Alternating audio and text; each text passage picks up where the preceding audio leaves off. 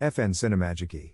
You've been an absolute mess since you discovered the shimmering doorway after years of searching, and read the word Sinemagicae on the other side. There are 4 other doors, labeled Absquaqua, Sinan, Amsktera, and Sinyer, each hiding its own secrets.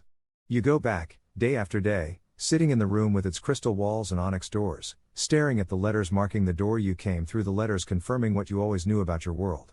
The world you had hoped to escape from when you found the door that led you here. You had been forced to take Latin in high school, so it didn't take you long to puzzle it out.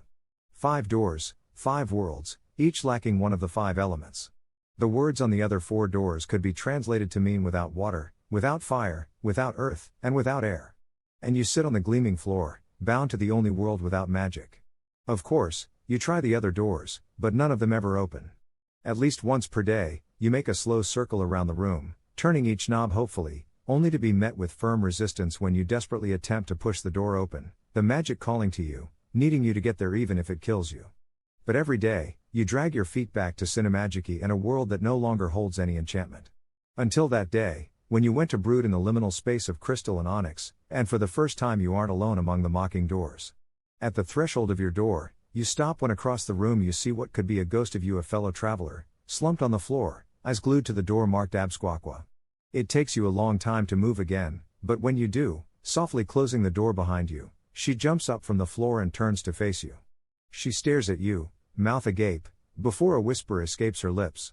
"You come from another world?" she asks, familiar tears streaming down her cheeks. You nod, and she wipes her eyes with her fingertips, leaving behind a smear of blue-green makeup below her left eye. "Show me water?"